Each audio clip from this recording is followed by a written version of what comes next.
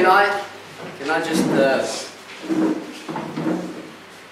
share some things with you guys tonight? Is that alright? Just speak some things. I think it's cool.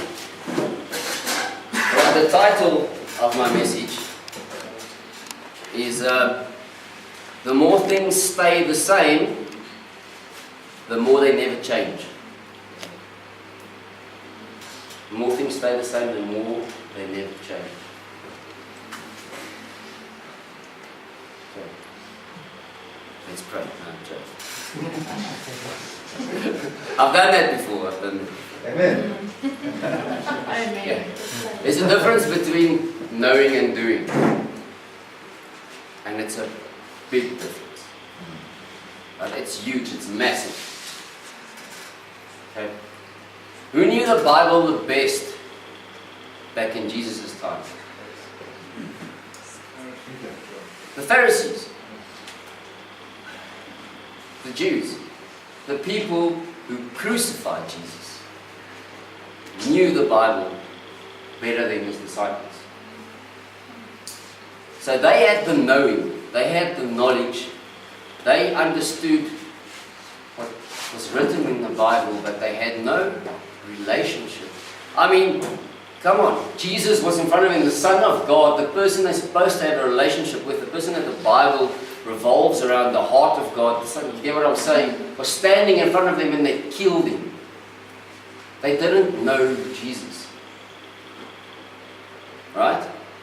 So you can have all the degrees and the doctorates and all these kind of things and know the Bible so well, but still be the biggest sinner of them all. Because we don't know Jesus. So it's the knowing versus the doing, right? Now when I talk about knowing Jesus, you know, Jesus says, if you love me, you will do what I say. So there's a doing part in it.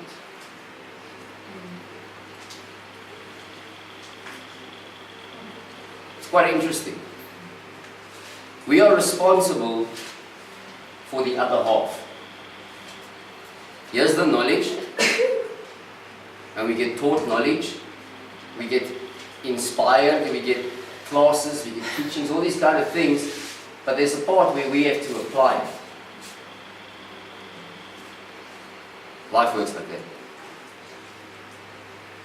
Anybody ever heard the statement, don't do drugs? Okay, you guys obviously didn't listen. You didn't apply the knowledge. Don't drink and drive. Okay? Did you apply the knowledge? So did the knowledge change you? No. Okay, I rest my case. Safe to say that applying knowledge versus knowing something is two different things. Alright, so what is wisdom? Do you just all of a sudden become this enlightened being by praying and spending time in the Word, and all of a sudden you're just wise? I wish. I really do. We get more knowledge, and yes, God steps in and can change us. I mean, one moment in the presence of God, I'm not trying to say those things aren't relevant, but what I'm trying to say is, for most of us, we think and we run to worship sessions and soaking sessions and these kind of things, expecting to be changed, but we don't apply the knowledge that we get taught. See, wisdom is simply applying knowledge. That makes you wise. Not applying knowledge makes you a fool. It's very simple, it's not easy.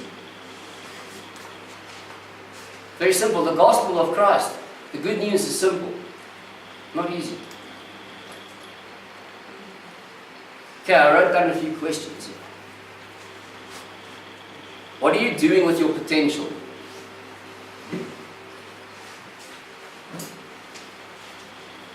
Okay, what are you applying? Because once again, your potential is only the knowledge that you have.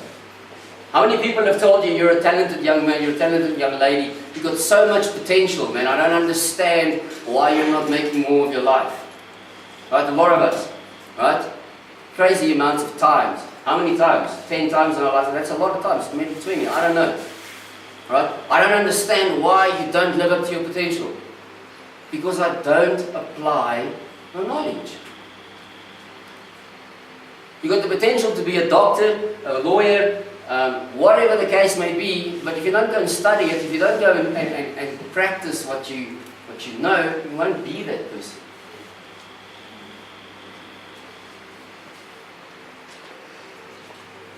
You see, I think we are simply just unwilling.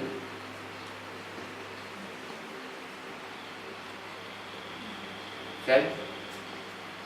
Right?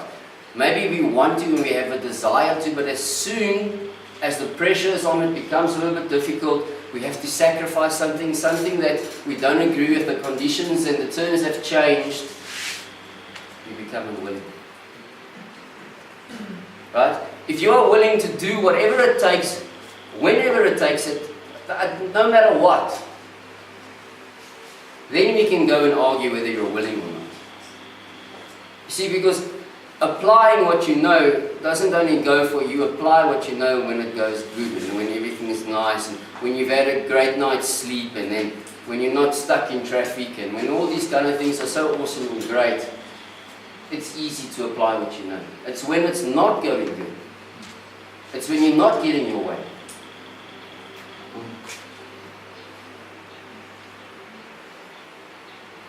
You know, how many of these statements are true? I know I should watch less TV. Ever thought that? Right? You get home and what do? You watch exactly the same amount of TV. I know I should spend less time on my phone.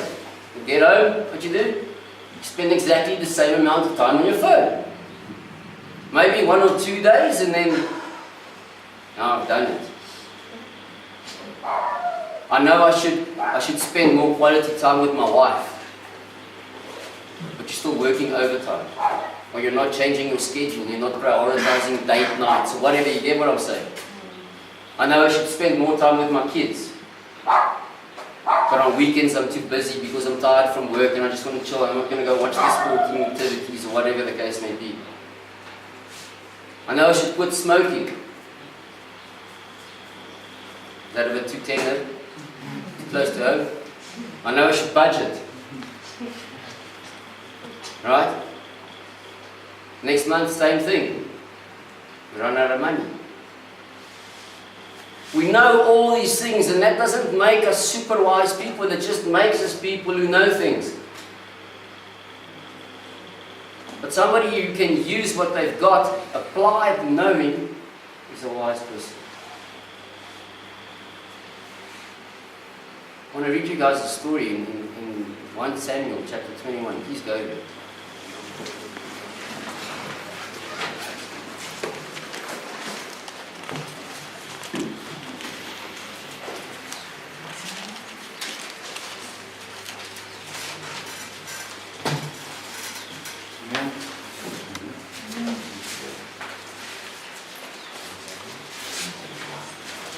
Okay, while you guys are getting there, let me just run the history of up to this chapter quickly. David was anointed as king by Samuel.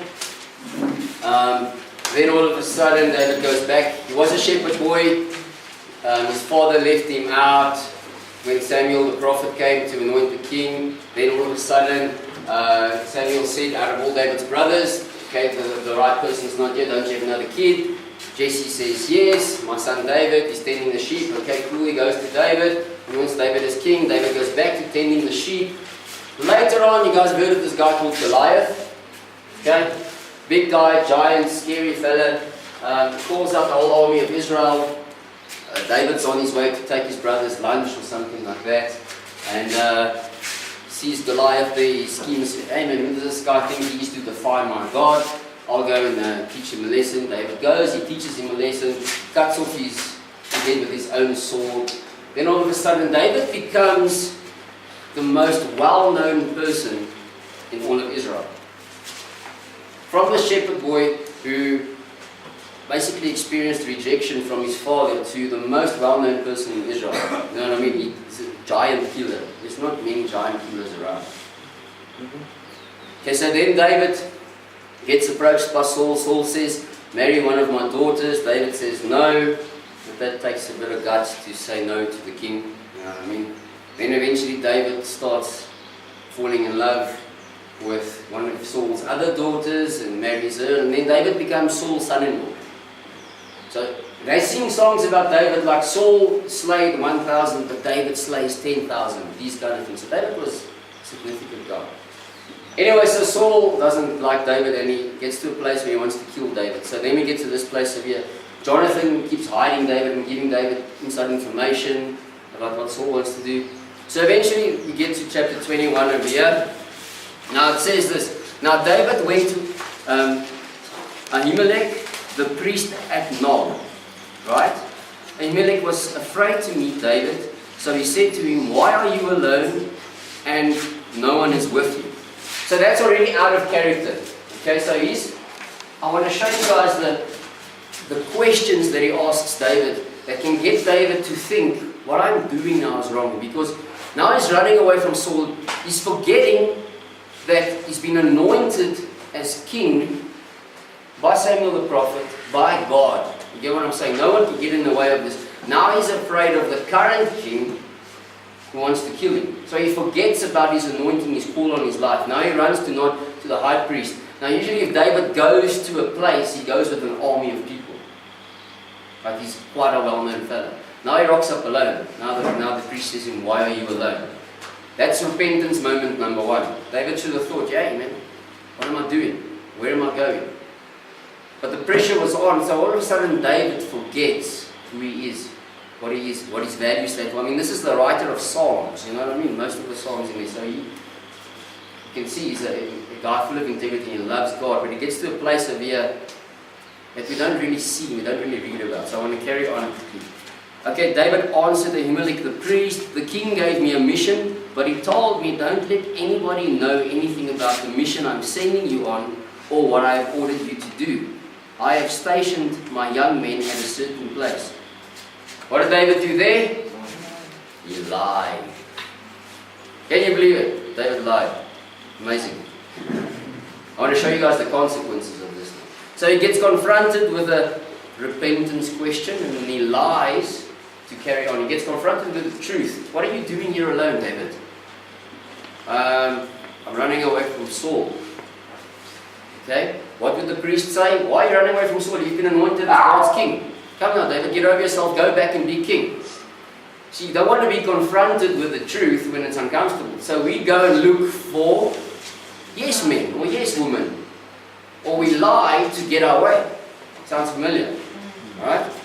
Carries on, he says, the priest, verse 4, the priest told him, there is no ordinary, I missed that.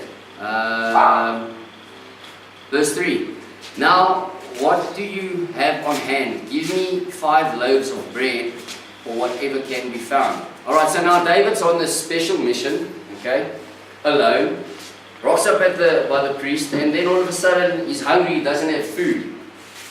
Okay, that's repentance moment number 3, I think. Alright, so what are you doing here alone?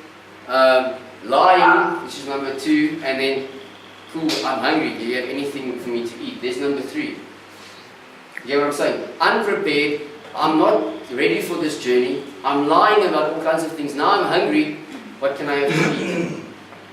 Okay, carries on, he says, the priest told him, verse 4, there is no ordinary bread on hand, however, there is consecrated bread, but the young men may eat it only if they have kept themselves from women. David answered him, I swear that women are being kept from us, as always when I go out to battle. The young men's bodies are consecrated even on ordinary mission, so of course their bodies are consecrated today. So the priest gave him the consecrated bread, for there was no bread there except the bread of the presence that had been removed from the presence of the Lord. When the bread was removed, it had been replaced with warm bread. So what that bread means, basically, the priests and stuff had prepared this bread for sacrifices, these kind of things, and it's for God, and then after the ceremony takes place, the next day they can eat it. So it's holy bread, it's consecrated bread. So now David wants that. Another repentance moment. You know, it's not to be touched by him, he's not the high priest. Okay, carries on. So the priest gave him the consecrated bread. Okay, that was it. Verse 7. One of Saul's servants detained before the Lord was there that day. His name was Doeg the Edomite, chief of Saul's shepherd. Okay, David said to Ahimelech, do you have a spear or a sword on hand? I didn't even bring my sword or my weapon since the king's mission was urgent. Okay, now David realizes he's hungry, realizes I don't have a weapon on me if somebody comes after me. So now he's lying about it again so that he can get his way, so he can get a weapon. Okay, and carries on. Verse 9, the priest replied, the sword of Goliath the Philistine, whom you killed in the valley of Elah, is here, wrapped in a cloth behind the ephod. If you want to take it for yourself, then take it, for there is another one here. So if that isn't the biggest moment where David can realize, hey man, I'm on the wrong path. I mean, the sword that he used to kill the giant that made him the most famous person in Israel is there. That should remind him of who he is and who God is in him and what the calling of his life is, but he doesn't see it. Scary, right? Okay, then he goes on, he says, there's none like it, David said, give it to me. Verse 10, David fled that day from Saul's presence and went to King Achish of Gath. Now guess who was born in Gath? Goliath. Another moment. It's like these things just keep coming. Pressure's on, David's uncomfortable, he's just looking for ways to get out of this the whole time. He's just going, convincing himself that he's on the right path, but he's not. Guys and ladies, does this sound familiar? Right? Crazy familiar. Okay, carries on. Okay, verse 11, but I don't know how you say this guy's name. Achish's servant said to him, isn't this David the king of the land? Don't they sing about him during their dances? Saul has killed his thousands, but David his tens of thousands. David took this to heart and became very afraid of King Achish of Gath, so he pretended to be insane in their presence. He acted like a madman. He's just going from extreme to extreme, around them, scribbling on the doors of the gate and letting saliva run down his beard. Okay, so now David realizes this king is saying, look, isn't this David? So he's now an Israelite in the Philistine camp, at the Philistine king, looking for help from Saul. Then he realizes this king is saying, hey man, this is David. And then also, okay, I'm in trouble now, let me pretend like I'm crazy so they can leave me alone. Right? Just so that I can continue. He doesn't like repent and go back and settle and go and do his thing. You know what I mean? Doesn't go walk in his calling, he just carries on. Right? Then it carries on in verse 14. Look, you can see this man is crazy. Achish said to his servants, why did you bring him to me? Do I have such a shortage of crazy people that you brought this one to act crazy around me? Is this one going to come into my house? Alright? So David left Gath and took refuge in the cave of Adullam. So the cave of Adullam is where David's mission started, where he basically realized everything. But he had to go through all these things to realize that, hey man, I'm missing it, I'm off track. So I want to show you guys over here what the consequences of David's lie was. I haven't highlighted now, let me just look here quickly.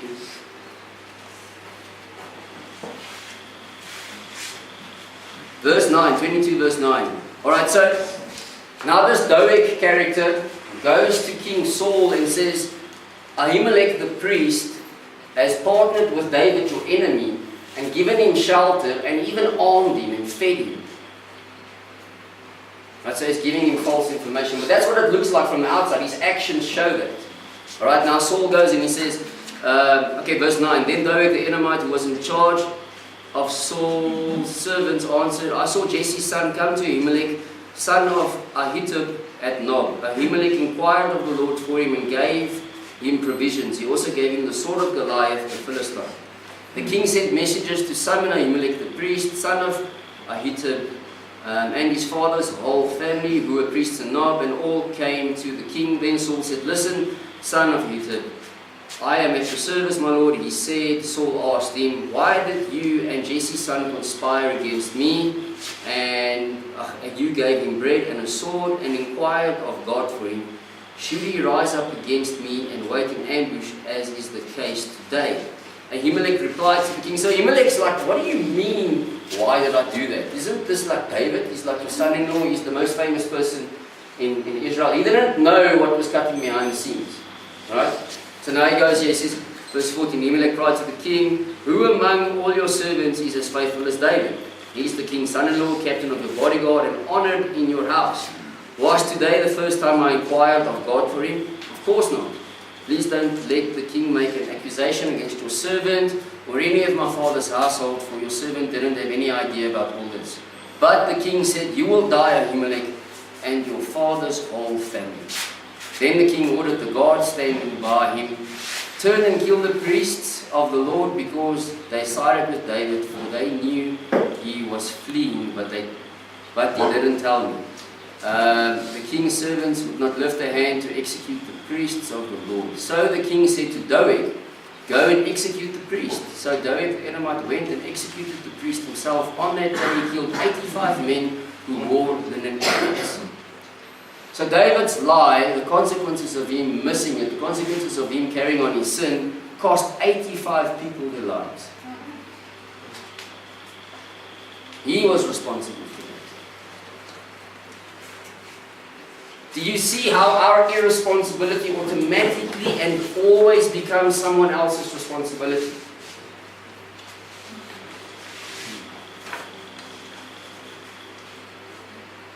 Now, irresponsibility of us isn't the final thing. Someone else has to be responsible for it. That's how life works. Someone else has got to pay the price for it. See, that's why Jesus came, to pay a price for us, because someone else had to pay for us. We can't pay it for ourselves. We'll go to hell. We'll burn forever. It will be uncomfortable. It's not fun. But we don't get that. We think we can plod along every single day, making the same mistakes, making the same decisions, all these kind of things, because no one is paying the price. But guys, we are not the victims here, man. Some things have happened to us, yes, but we are still responsible for our lives. The things that happen to us, the choices that we make influence and impact so many people in our lives. It's scary. I think we should consider these things better. Think harder. Make the right choice. Make the tough choice. Because it's not enough. It's not enough just to know that drugs aren't good for you. It's not enough just to know that you have to have a relationship with God. It's not enough.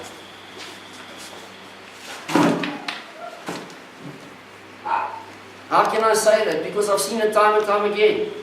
Having just an encounter or a moment with God isn't enough, guys. It's not enough to have the right job or the right car or the right house or the right spouse or whatever. You will find a reason to carry on because it's not enough.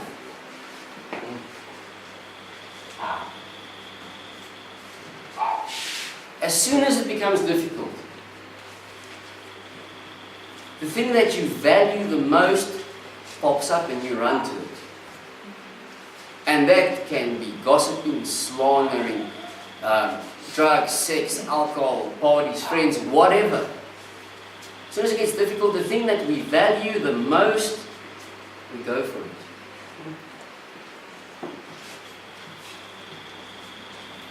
You cannot tell me, and I don't mean to sound heavy, right? Cannot tell me you value your spouse more than you value the substances that you use all the time. I'm not saying you don't love her and you don't have value for her, but it's not the most.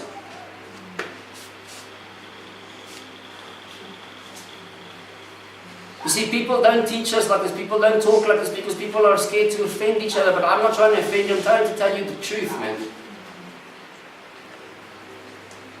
If I loved my son more than drugs, I wouldn't have done drugs. Doesn't mean I didn't love my son, but I didn't love him the most. And then when people told me that, I got offended and I got like defensive and I would fight back and I would this, and how can you say that you don't know me? You don't have to know me if my actions communicate something different than what I'm saying.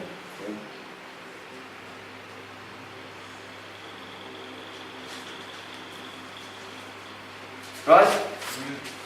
In Galatians it says, do not be deceived, God is not mocked, for whatever a man sows he reaps also.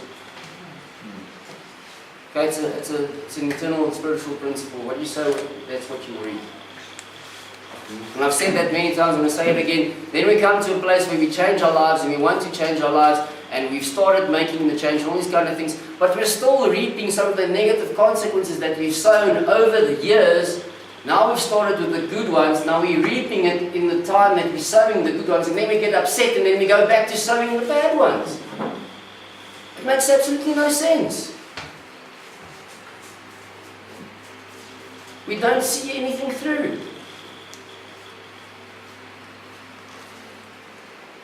Make peace with the fact that your conditions aren't going to be met in change. They're not. You want to have your way when it comes to change. Then it's not change, you know what I mean? It has to be unconditional.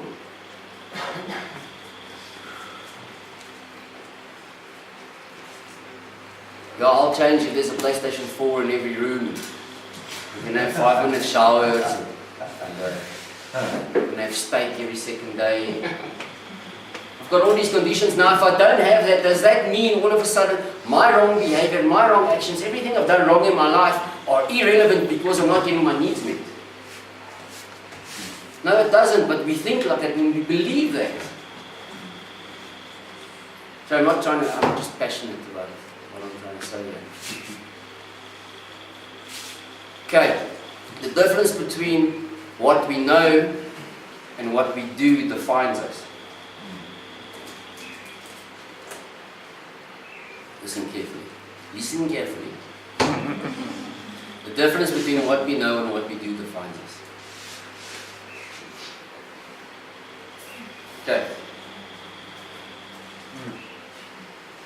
Your intentions versus your actions. If your actions don't communicate your intentions, something's wrong. Yeah, well, I didn't mean to this and that and this and that. I didn't mean to be harsh, or I didn't mean to scream at you, I didn't mean to be rude. But you were rude. You did scream. So instead of saying I didn't mean to, you know what, I'm sorry that I did, I wasn't in a good space, I won't do it again. Forgive me. All of a sudden I'm taking responsibility, but I didn't mean to. Imagine we were in a place where we could all just apply one verse of this Bible. Consider each other more highly than yourself. Right?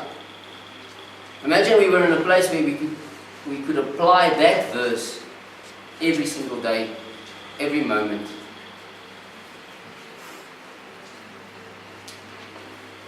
Can you see how good that would be?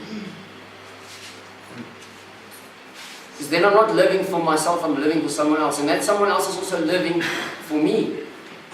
And I'm not going into any relationship to get something out of it. The reason I'm in a relationship is to give something. The reason that I work somewhere is because I have something to offer, not because I want to gain something. I don't stop doing my best because I didn't get an increase or a bonus or a, you get what I'm saying, a company car or a... You don't, because that's not why you're there. If I'm there for that, then as soon as those things happen, those conditions aren't met in my life again, then I back out of it. Then I want to change jobs again. How many jobs have I had in my life? You know, by the time I was 25, I changed jobs more than my father. Crazy. No one wants a CV like that. 6 months at this place, 3 years at this place, 1 year there, 2 months here, 1 month. What the hell?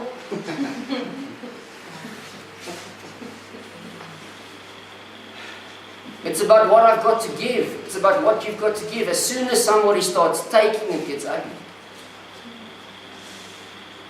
I don't stop giving love because the other person is not forgiving me. That's selfish. So I'll love you if you forgive me. Hey Warren, I'll be nice to you if you're nice to me. So if you're not nice, I'm also not nice. No, I'll just be nice. Because that's what I want to be. I'll be respectful even if you're not respectful. I'll be humble even if you're proudful. Because that's who I am. Now imagine you have that same attitude. What would this place be like?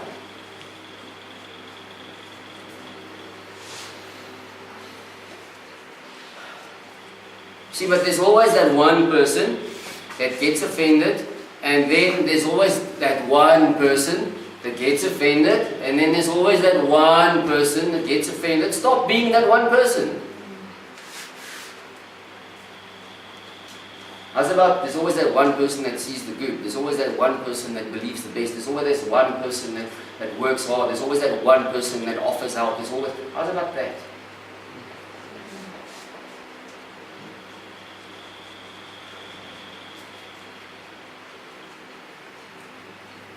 You know, we don't want to struggle with lust, but we keep watching movies and series and all these kind of things with nudity in it. So I don't want this, but I'm not going to let go of that to help me with this. And then you sit and you beat yourself up and you condemn yourself because I can't get over lust. I want to stop using drugs, but I want to keep the same friends.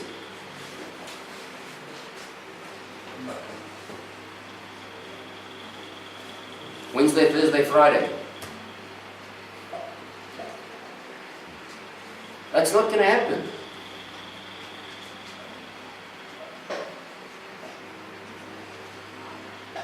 Are you willing to do what you have to do to get what you want to do? The more things stay the same, the more they never change. Right. Ask this one. You want loyal and honest friends, but you continue to lie and fake your way through relationships. And then we get upset because we don't have one true friend, we don't have honest people around us and these kind of things, but we're fake. And we lie. And we cheat. You want to be respected, but you disrespect. You want to love, but you hate. You want to be heard, but you never listen.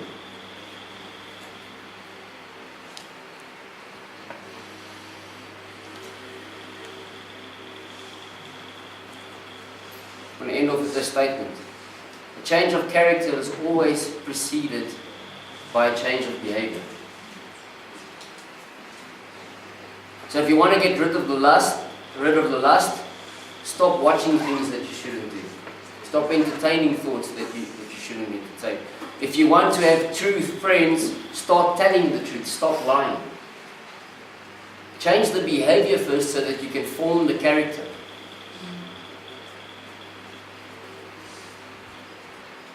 Your character doesn't all of a sudden change and then you have the behavior.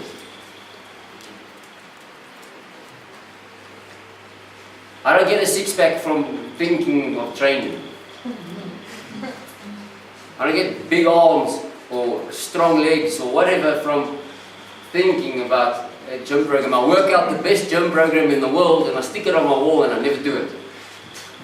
And then I get upset and angry because, yes man, I'm not getting in shape and I'm not getting fit. I've got the perfect program.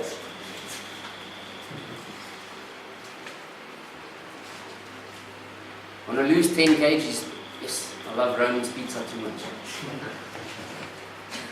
I hear you get this ice cream on pizza now. I mean, geez, like, my two favorite things. It's like impossible. Chocolate sauce and everything. Sounds like heaven. But if I want the character, if I want the result, I need to apply the behavior. So, what I'm trying to say to you guys today is,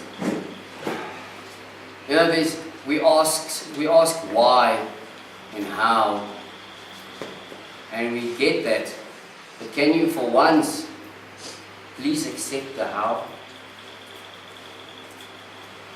Alright? Because there's a why and there's a how, and then there is a what do I have to do?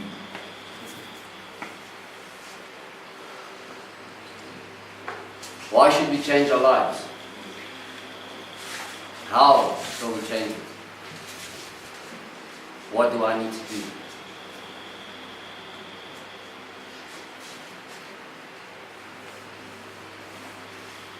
Okay, there's a part that we are solely responsible for. I'm by no means telling you guys it's going to be easy. I'm not sitting here today and telling you that I've had a great and perfect journey.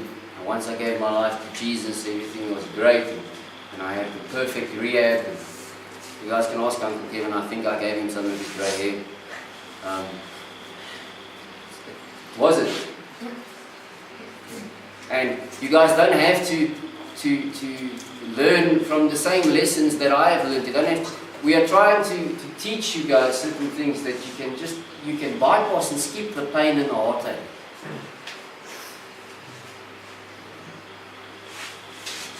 Right? Like for example, why does God say that we should only have one wife? We shouldn't divorce. You guys ever thought about that?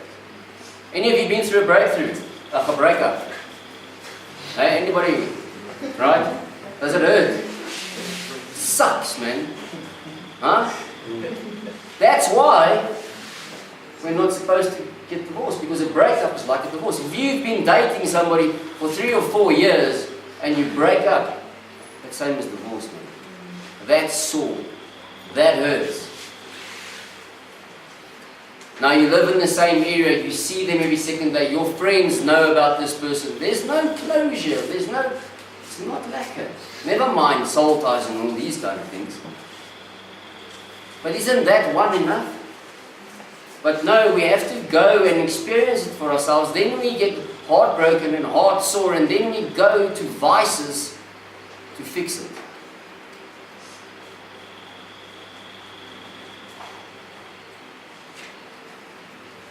My parents gave me some of the greatest advice. Don't do drugs. Brilliant advice. I just don't understand why not.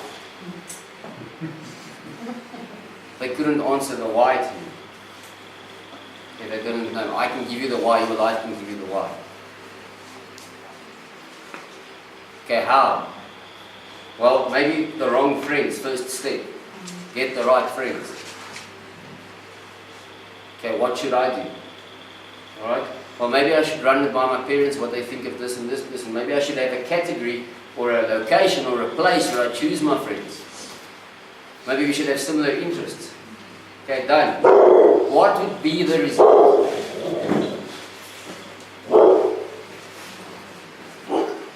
Completely different outcome. Alright, let me leave you guys with that. So, change of character is always preceded by a change of behavior. Okay, let's pray. Heavenly Father, I thank you for this word, and Lord, I pray that it just settles into everybody's hearts here. Yeah, man, just God, I just pray that you do something in us, Lord. That you increase the willingness and these kind of things in our lives. Give us a sensitivity to your Spirit, Lord. Yeah, man. Yeah, Lord, give us as the teachers and counselors the answers to the whys and the hows and the whats, and so we can assist, Lord. And man, I just really pray that you'll do something amazing in everybody's life, in Jesus' name. Amen. Amen.